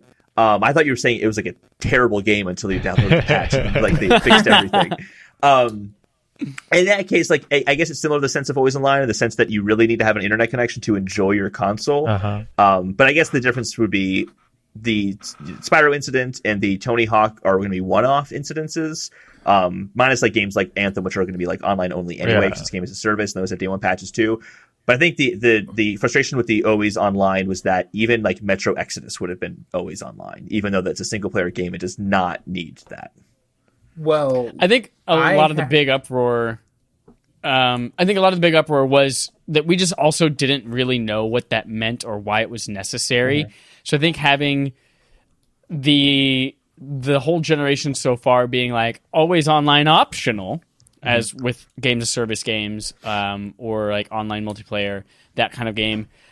I think people are finally like, oh yeah, I mean this is a better gaming experience anyway, and I'm online anyway in order to play this game because it literally doesn't work offline. I think they were just a little bit ahead of the game. Yeah. I think if they do the same thing with this next Xbox, I don't think anyone's going to give a shit. They're just going to be like, oh yeah, that's obviously the natural progression of where we're going. But to make the bold move and say everything without having known what always online means or what that can do for gaming, everyone freaked out a little bit. But now that we know, oh yeah, it's a fine experience. It's totally great. Right. And on my PlayStation currently, so on our podcast, we bought our producer at the time. Now he's a full-blown member of the podcast. We bought him a PS4, and I gave him my primary so he could play. I was like, I have 5 years worth of games. We gave it to him on the 5th anniversary of the PS4. I was like, I have 5 years worth of digital games. So we're giving you this PS4 and we're giving you my primary for 6 months. So on my PlayStation currently, I have to be online to authenticate anything. Like if PSN is down or my internet's acting up, I can't play even 100% single player things that don't require online connection. Like Monster Hunter World I have, and I can play that totally offline, but my console has to be always online, and every time I play something, it has to authenticate with the server for me to access it. So I feel like there are situations, even in the Microsoft and PlayStation ecosystem currently, that are echoing those kind of same things that Xbox said more explicitly at the beginning of the generation and got a lot of backlash for. Yeah. I think you're right, Aaron. They got a lot of flack that maybe in hindsight they didn't deserve. I just looked up really quickly the percentage of Americans that don't have an internet connection and then the worldwide population that doesn't have an internet connection. 6% of Americans do not have an internet connection. So they could get away with doing online only here in the US. That'd be fine. But half of the world does not have access to the internet. How many of those people are gamers? I have no idea, but that's a huge amount of people who don't have access to the internet. So internationally, maybe not feasible, but nationally, I think how many feasible. of those markets are exactly Xbox yeah. and That's what I'm saying. I don't know how many of those are gamers or not who are playing or not, but it's a much bigger difference than 6%. Yeah. Thanks for bringing that question up. Anton, do you have a question that you would, or a topic that you'd like to bring to We Are So Fucking Humble? I bring this topic to every podcast that I guest on. We need Square Enix to give us a Crisis Core HD remaster or remake. I have played Crisis Core. Yes. That was a good game. That's my favorite PSP game. How did we not mention that on the PS Vita? Oh, that was PSP, wasn't it? PSP. Well, yeah, it's not available digitally, so you can't play it on Vita, which on its own is a travesty. But I need Square Enix. I will give Square Enix too much money for a just even HD remaster, the same way they remastered Type 0 from the PSP for current gen consoles. I just love to have a easy way besides breaking out my PSP and putting the UMD in it to play Crisis Core again. Like, I just love even like an iOS port. I wouldn't care. That battle system is so good. That story is so good. The soundtrack's great. Like, I actually have the soundtrack. I bought it on iTunes. I have a copy of that game in English and Japanese. I need Square Enix. If anybody listening to the Respawn Aim Fire podcast has any connections to Square Enix, we just need Crisis Core. They've spent a lot of time and resources. They're talking about Final Fantasy VII Remake, Kingdom Hearts 3 finally came out, Final Fantasy Versus 13 never happened. There are the Verum Rex Easter eggs in Kingdom Hearts 3, but technically what we Final really Fantasy Versus 13 is Final Fantasy 15. Right, but it's very different than what very different than what was those initial trailers for Versus 13. Like, almost nothing from that made it all the way into the final version of Final Fantasy 15. Okay. So here's what I want, Anton. There's a trend nowadays when new games come out, or remasters of some other games, that they're also including, like, oh, you get the free download of blank. Like, for instance, when Assassin's Creed 3 comes out on Switch later this year, you're also just going to get Liberation with it. Right. Or when Far Cry 5, if you pre-ordered it, you also got Far Cry 3, whatever. I want the Final Fantasy VII remaster to just come with an HD version of Crisis Core as like a pre-order bonus or like a little extra add-on or something like that. They won't do that because they can't sell it on Switch for $35.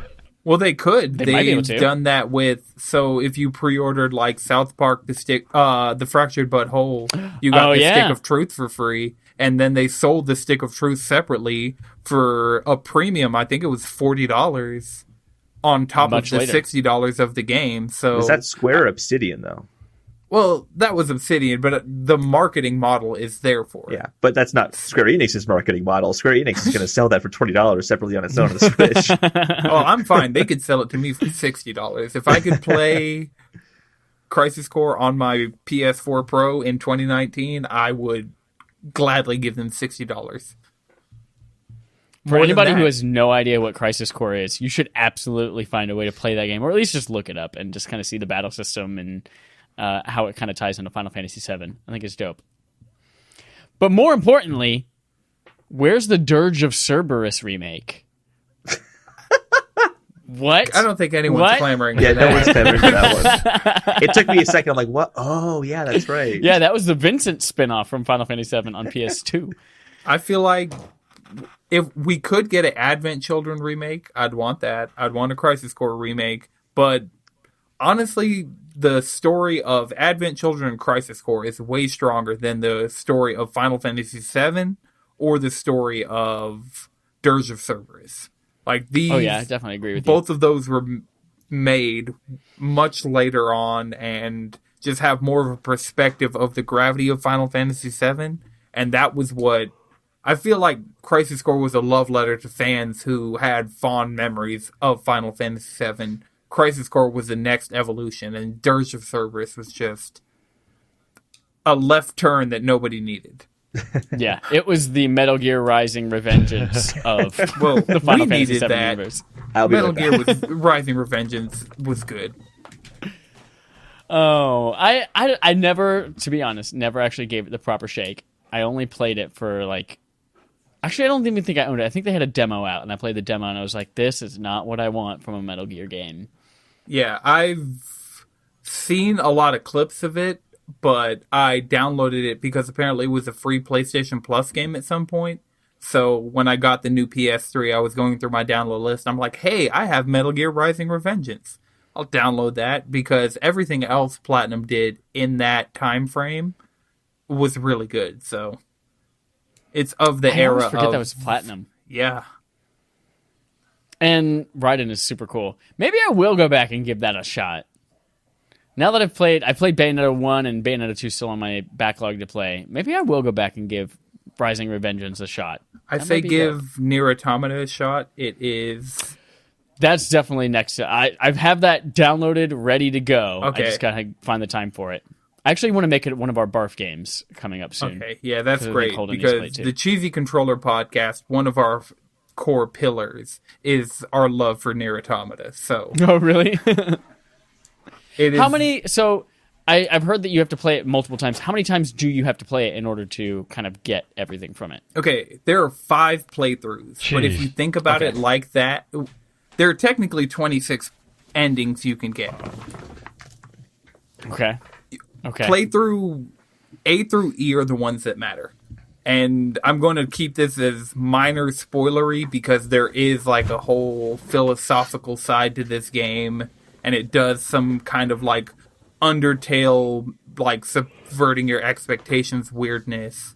But playthrough A is the first part of the game. Playthrough B is playing through the first part of the game from a different perspective with added content. So those are the only 2 playthroughs that are even remotely similar. Playthrough C and D you are doing simultaneously because you're switching back and forth through 2 different characters, and so you are seeing what happens after the events of playthrough A and B, which are technically happening at the same time, and the repercussions of everything that happened in those playthroughs. You're playing through 2 different characters, switching back and forth for C and D, so that's technically one continuous playthrough, just switching back and forth. And then E is what happens when there's a decision you make at the end of C and D, that if you go back and do both decisions at the end, you get E. And so the only really replaying part is you'll get to the end of A, and then you'll have to play through the same content you played in A and B, but the battle mechanics are different. The character you're playing as is a very different kind of character than the character you play through the same scenario with in A. That's actually really comforting to hear because, you know, right off the bat you just hear, oh, you have to play through this game 5 times. No, you're playing through but to one know that it's something different story. Every time, yeah, that's awesome. It's not even... After the first time they do it, they never go back to the same thing. You're not replaying the same events. You're just continuing the story. Oh. And then, like, you can get endings, like, there's an ending for eating a fish. So there are 26, one for each letter of the alphabet. There's, like, if you walk in the wrong direction, if you just nope out at the beginning of the game, they're like, come this way and help us. And if you just say, nah, I'm going the other way, that's an ending. And so everything F through Z, some of them are tied to optional bosses. Some of them are tied to just, there's your upgrade system as a chip system. If you remove your CPU chip, you die, and that's an ending. So there's just a bunch of like really random things that will get you certain endings. But A through E is a cohesive story that is probably one of the best stories, like philosophically, this generation of games. It was, I went in, I'm like, okay, cool, another highly polished character action game from Platinum. Like, I got a lot of Bayonetta vibes from it really early on. I'm always down for something like that. And then the story things Nier does are what set it over the top. It's my favorite Platinum game by a mile. It's one of my favorite games this generation. And yeah, I can't recommend it enough. And it's not repetitive in the slightest, because it's A and B are different enough, and there are different enough gameplay mechanics that it doesn't feel like you're doing the same thing again. That's awesome to hear. Now I'm even more excited to freaking play it. Dang it! But we don't have time to play that right now, because we're going to jump into another game that we call Game On Game Show. It's the Game On our game show, where we play a game show on our gaming podcast called Game On, the game show. Game On. This week is another episode of Would You Rather, and we have 5 different Would You Rathers we're going to go through that are 1 to 10, mild to crazy, and we're going to have just a discussion around them. So, starting with something a little bit more mild, simply, would you rather play The Legend of Zelda, the Jaw Harp of Time, or The Legend of Zelda, the Recorder of Time, instead of Ocarina? Which of those two is least obnoxious? I think Jaw Harp, quite honestly. What's a jaw harp? Does anyone know you don't know what a jaw harp is? Jaw harp? Okay. So it's like that little metal thing that you put in your mouth, and it's like, it makes that like really bluegrass, gross sound. I could see that getting annoying faster than a recorder, because YouTube has shown us that people can make some really good, like, amazing video game covers out of a recorder. So I have not seen those. Yeah, you can look up cool recorder. I don't know. But there have definitely been a lot of clips that have come across my timeline of people doing a lot more than what we did in elementary school with recorders. I feel like I would pick recorder, but I feel like Nintendo would pick the jaw harp. The jaw harp. Yeah. Someone at Nintendo is very passionate about jaw harps. I'm sure of it. Yeah. I feel like every single time I think about recorders, I always think of that South Park episode where all of the 4th grade kids are going to play My Country 'Tis of Thee on the recorders at the same time. For me, when I think of recorder, I think of the 26-year Fox intro. It comes to mind. The little kid playing it. That's immediately what I thought. I had totally forgotten about that, but that's seriously one of my favorite little videos ever. That's so funny. Oh my gosh. All right. Next up, would you rather play a Smash Bros. Game with only 75 Fire Emblem characters in it? That's it. How only is that Fire different Emblem than characters? it's there right now? Or play a Smash Bros. Game with no Fire Emblem characters in it. Like, you don't even get the cool, fun, giant great swords. I'd play the all Fire Emblem fighting game that I didn't know I needed until now. But yeah, a Fire Emblem platform fighter sounds actually pretty amazing. You know, come to think of it, that might be the first Fire Emblem game I enjoy. Ooh, shots fired. Boom! I have to say that the Fire Emblem fighting game does sound really good, but as a Smash Bros. Game, the diversity of characters from other franchises would be better than the diversity of characters of just Fire Emblem. So I'll take the non-Fire Emblem. But I do think I think the all Fire Emblem fighting game sounds pretty good, actually. I have to agree. Yeah, I would want more characters, so I'd go without the fire. All right. Third question. This one's a little longer.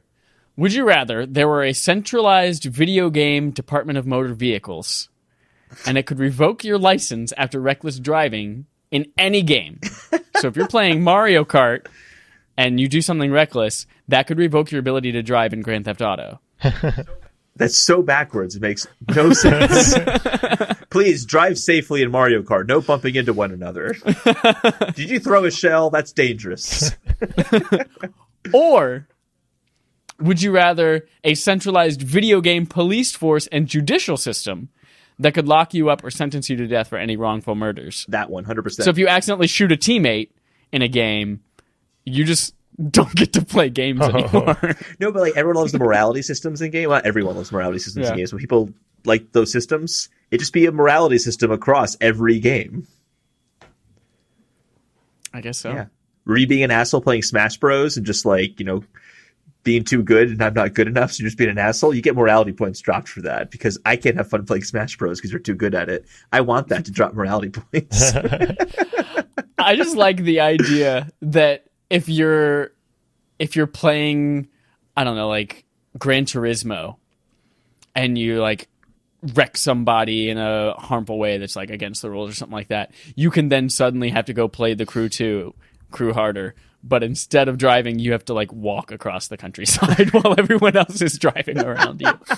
Yeah, that would suck. Or ride a scooter. Yeah, I think I'd have less problems out of the centralized DMV. So, because I typically try and, like, playing Gran Turismo, I try and play safe. Mario Kart, unless I'm getting a speed boost for brushing into somebody, I think I'd have less trouble out of the DMV than I would out of the centralized judicial system. I've spent a lot of time in video game jail. I would have a lot more trouble with like in Grand Theft Auto when you're literally driving across whole cities.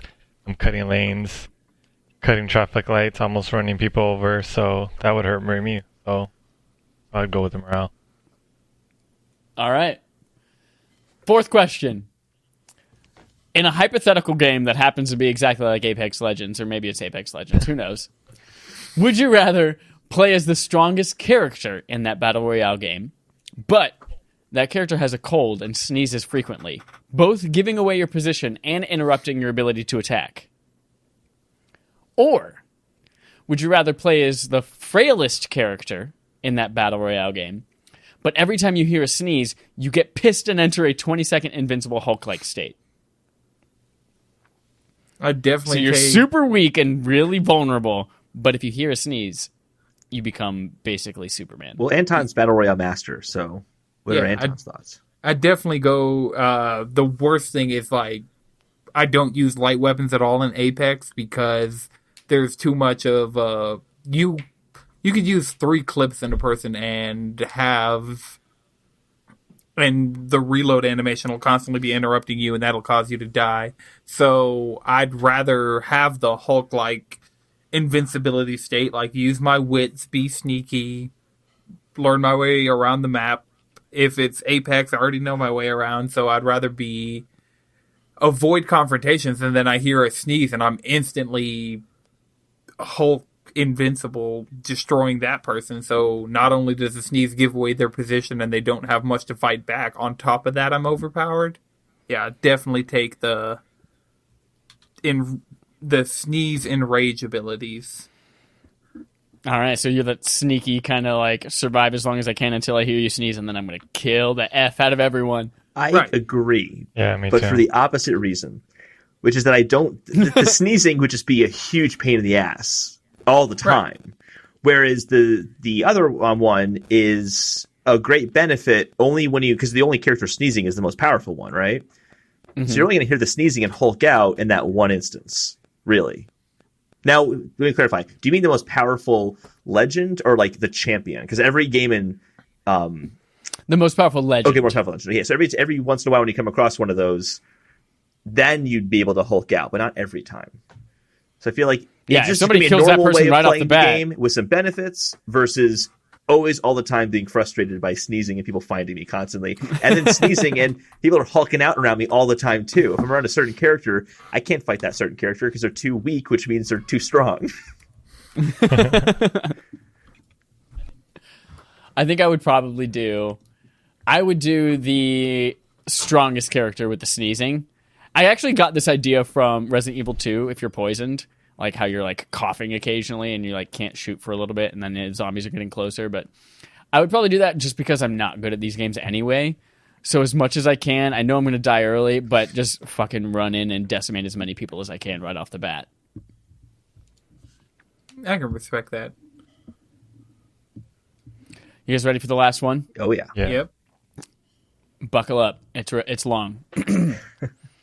Would you rather attend a funeral for your favorite aunt or uncle, but their last wish was for their funeral to be the biggest, coolest video game competition among their family and friends? That's option one. One of your aunt or uncles has to die, your favorite one, but it makes for a really cool event. Or attend a super inspirational talk that gets you in a mood to turn your life around and start doing what you've always wanted to do. And then everyone gets together and goes to Harry Potter World and has a great time. But then you have to play Animal Crossing the whole plane ride home.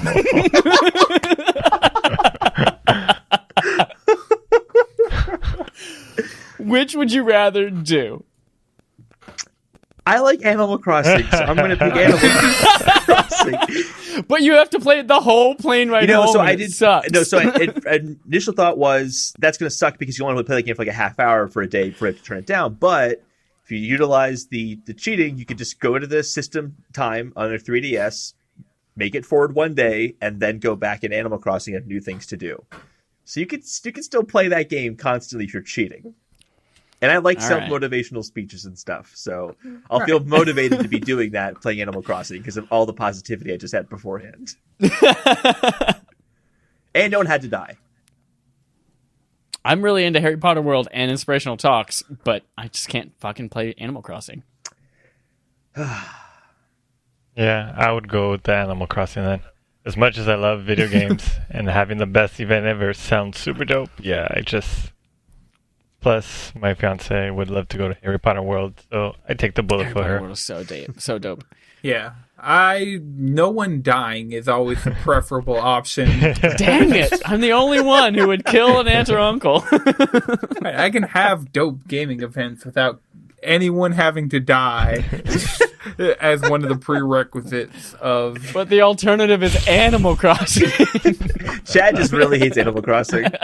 Yeah, I actually have a copy of the Japanese Nintendo 64 Animal Crossing that never came out in America. So, oh my gosh, I have no problem playing a lot of Animal Crossing. I'm not the most stoked person. I never drew any pentagrams out of amiibo cards for the Switch Animal Crossing, but yeah, I'm definitely excited for it. That's one of those games that my girlfriend's not really a gamer, but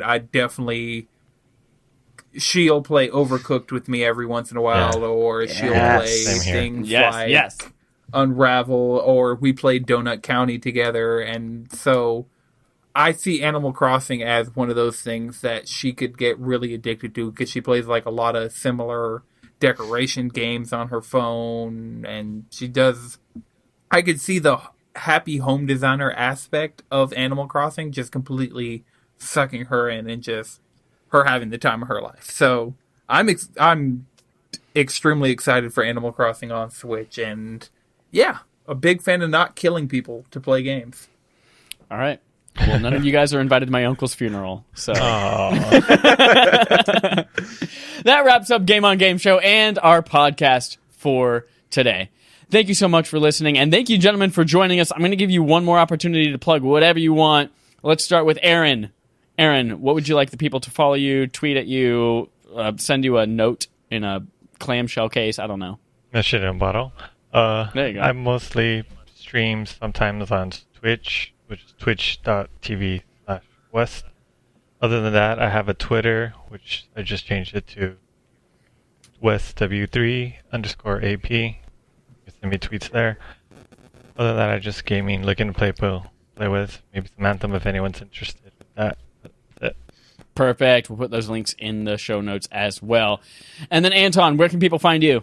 They can find me on Twitter and Twitch at Anton6 with 3 X's, so ANTONSIXXX. You can find my podcast, the Cheesy Controller Podcast, on podcast services around the globe. So we're on iTunes, Spotify, Google Play, Radio Public, iHeartRadio, anywhere where you're listening to podcasts. Hopefully you can find us. And you can also follow us on Twitter and Instagram at Cheesy Controller without the last E, if that makes sense, because character limits just really don't like long words. Okay, yep. And from our Instagram, we have our link tree, which will take you to our Discord. So if you want to hang out with me and some of the other people from the podcast and some of the people in our community, our Discord's always open and looking for new members. Dope. We'll put links to that in there as well. Thanks again, everyone. Until next time, here's our usual sign-off. Zelda's cool. Yeah.